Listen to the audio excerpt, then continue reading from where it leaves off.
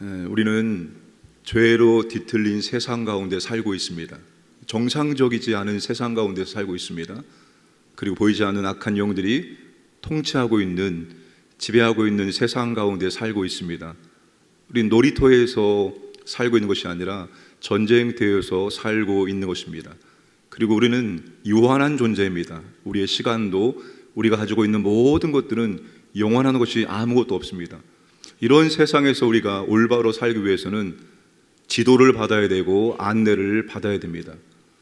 우리가 여행을 갈 때 여행 가이드의 안내를 받아서 설명을 들으면서 여행을 하듯이, 우리가 한 번도 살아보지 않은 이 세상, 죄로 얼룩지고 죄로 뒤틀린 세상, 악한 영이 지배하는 세상 가운데서 우리가 우리에게 주신 한정된 것들을 하나님의 나라와 영광을 위해서 합당하게 사용하기 위해서는 지도를 받아야 되고 안내를 받아야지만 지혜로운 인생을 살아갈 수가 있습니다.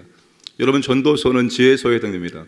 우리가 어떻게 하면 지혜로운 삶을 살 수 있는지 전도서에 있는 말씀, 시편의 말씀, 여러 시가서에 있는 말씀을 통해서 우리는 지혜를 배울 수 있고, 또한 그 지혜를 가지고 지혜로운 인생을 살아갈 수가 있습니다.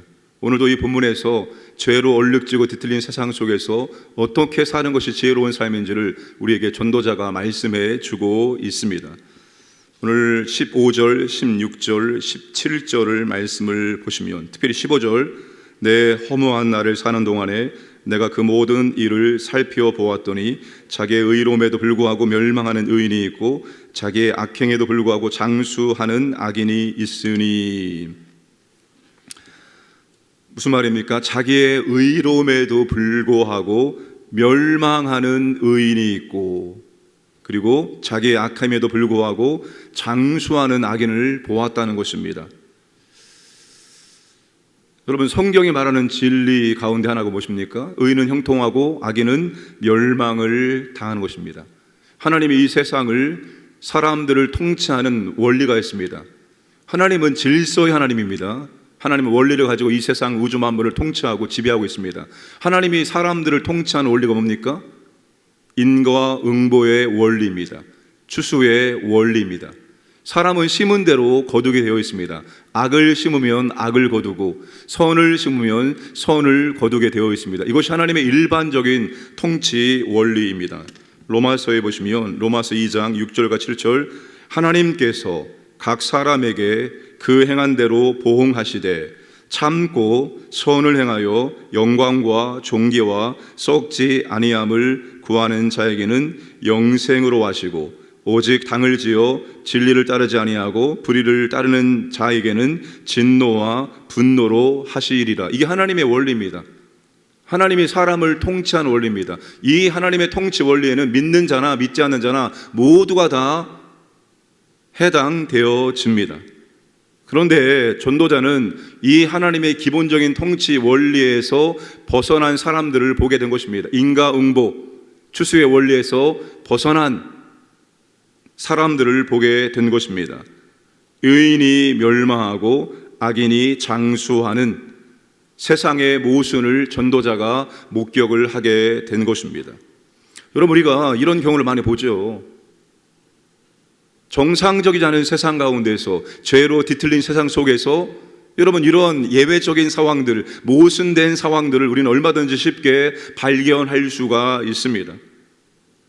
참 신앙생활을 열심히 잘하셨는데 여러 가지 어려움을 당하는 경우를 확인하게 되어집니다. 우리가 볼 때는 참 잘했는데, 참 열심히 살았는데 어려움을 당하는 경우를 우리가 너무나 자주 쉽게 확인할 수가 있습니다.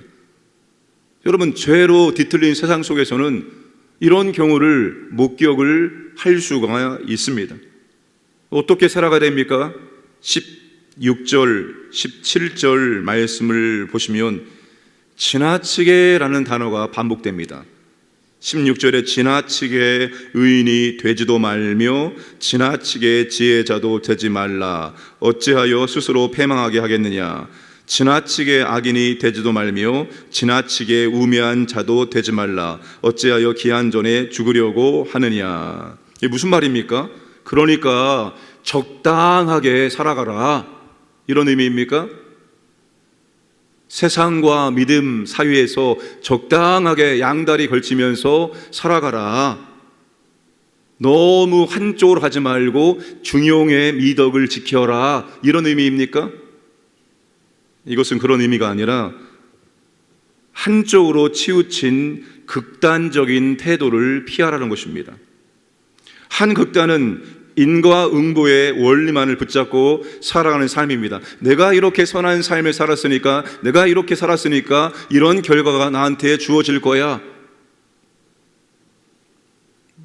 의롭고 지혜롭게 살면 반드시 잘 되고 하나님이 복을 주실 거야 라고 생각하며 살아가는 한쪽의 극단이 있습니다.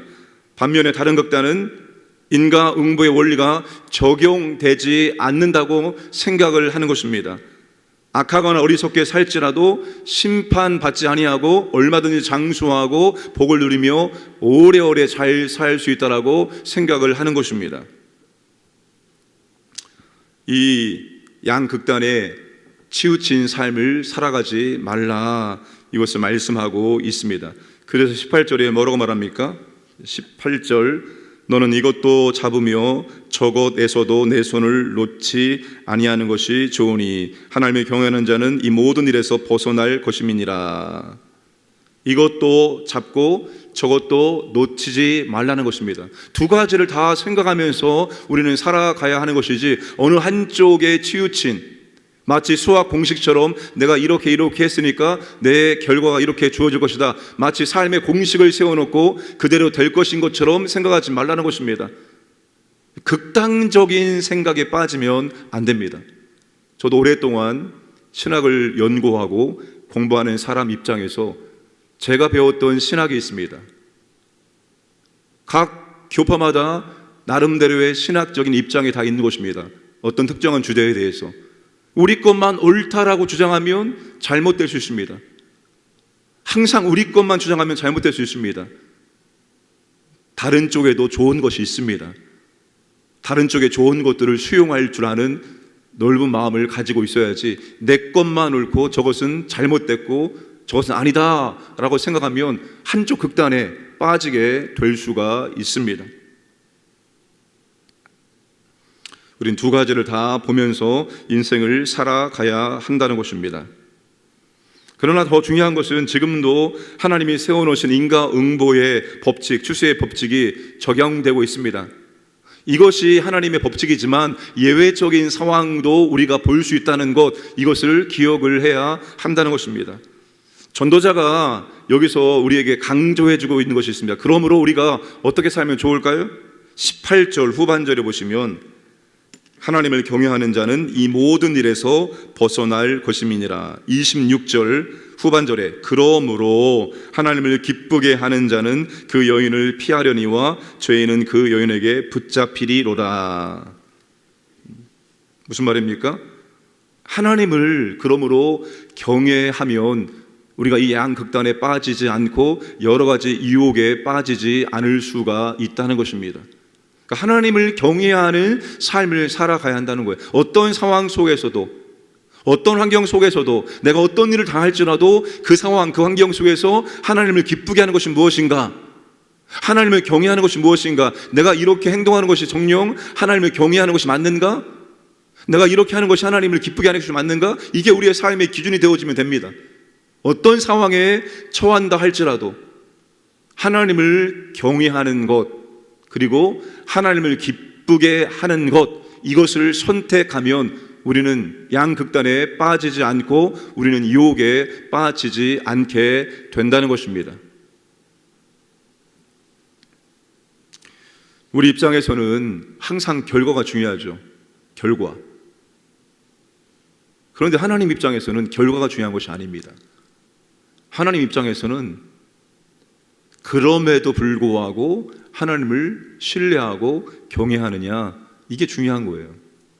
우리는 좋은 것을 원하죠. 좋은 것을 받기를 원하고. 그런데 하나님은 그럼에도 불구하고 하나님을 경외하느냐, 이거를 더 중요하게 여기시는 겁니다. 내일이 더 좋은 내일을 받기를 원하고 더 나은 미래를 다 원하죠. 그런데 더 나은 내일과 더 나은 미래는 오늘 내가 하나님을 경외하는 수준이 결정하게 된다는 사실입니다. 오늘 내가 하나님을 어떻게 경외하며 살아가고 있느냐, 내가 오늘 하나님을 기쁘게 하기 위해서 무엇을 하고 있느냐, 이것이 더 나은 내일을 결정하고 더 나은 미래를 결정하게 된다는 사실입니다. 그러므로 오늘 우리가 더 하나님을 경외하는 일에 집중할 수 있기를 원합니다. 하나님을 경외하는 사람들은 이 모든 것들로부터 하나님께서 벗어나게 해주신다라고 말씀을 하고 있습니다. 오늘도 하나님께서 우리에게 기회를 주신 것입니다. 항상 하루는 이 선물인데, 이 선물은 기회입니다. 기회. 선물이면서 기회입니다. 우리가 더 하나님을 경외할 수 있는 기회, 더 하나님을 기쁘게 해드릴 수 있는 기회를 하나님께서 허락해 주신 것입니다. 오늘도 하나님을 경외하고 하나님을 기쁘게 해드리는 삶을 살아가시기를 주님의 이름으로 축복합니다. 기도하겠습니다. 우리 선교사님들, 선교지 교회를 위해서 기도하시고, 우리 나라를 위해서 기도해 주시고, 또 우리 교회 토요일 날 은퇴식, 임직식이 있습니다. 하나님 은혜로운 시간 되길 원합니다. 하나님께서 영광 받으시는 시간 되길 원합니다. 어떠한 결과, 어떠한 환경, 어떠한 상황 속에 있을지라도 우리가 여호와를 경외하며 하나님을 기쁘게 해드리는 믿음의 삶을 살게 해 주옵소서. 함께 합심하여 기도하겠습니다. 하나님 아버지 감사드립니다. 오늘도 아버지 하나님 우리에게 한 날을 선물로 주심을 감사합니다. 아버지 하나님 선교사님들 건강과 안전을 지켜주시고 그 가정을 보호하여 주시옵소서. 선교지 교회들을 붙잡아 주시옵소서. 아버지 하나님 여러 가지 어려움들이 있습니다. 하나님 보호하시고 인도해 주시옵소서. 하나님 교회를 통해서 복음이 선포되어지고 많은 영혼이 주께 돌아오기를 원합니다. 신실한 현지 사역자들을 세워주시옵소서. 이 나라 붙잡아 주옵소서. 정치, 경제, 문화, 국방 모든 것들 하나님께서 보호하시고 대통령 의정들에게 지혜와 능력을 주셔서 잘 감당할 수 있도록 역사하여 주옵소서. 하나님 교회 사역 가운데 은퇴식과 임직식을 앞두고 있습니다. 아버지 하나님 하나님의 은혜가 임하기를 원합니다. 하나님께 영광 되기를 원합니다. 우리 모두에게 은혜와 도전과 감동될 수 있도록 역사하여 주옵소서. 하나님 아버지 어떠한 상황, 어떠한 환경, 어떠한 결과를 받을지라도 하나님 아버지 하나님을 경외하고 하나님을 기쁘시게 해드릴 수 있는 믿음의 삶을 살아갈 수 있도록 은혜를 베풀어 주시옵소서. 내가 계획한 대로 되지 않을지라도 우리가 여호와를 경외하는 믿음의 삶을 신실하게 살아갈 수 있도록 인도하여 주시옵소서.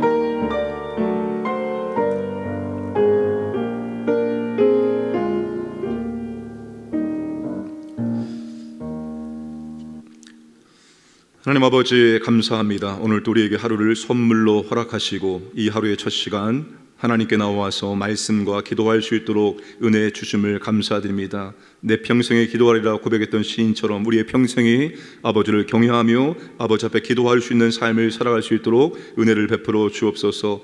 때론 아버지 하나님 우리가 세상의 모순을 목격할 때가 있습니다. 의인이 멸망을 당하고 악인이 장수하고 잘되는 것을 볼 때가 종종 있습니다. 아버지 하나님 그러나 이것은 하나님이 원하시는 통치 원리가 아님을 압니다. 이것은 잠시 보여지는 예외적인 상황임을 우리가 보게 되었습니다. 우리가 인과응보의 원리와 추세의 원리를 따라 통치하는 하나님의 통치 원리에 맞게끔 살아갈 수 있도록 은혜를 베풀어 주시기를 원합니다. 우리가 어떤 환경과 어떤 상황에 처한다 할지라도 어떠한 결과를 받을지라도 우리가 그 순간 그 상황에서 하나님을 더욱더 경외하고 하나님이 기뻐하시는 것을 선택하며 살아갈 수 있도록 은총을 베풀어 주옵소서.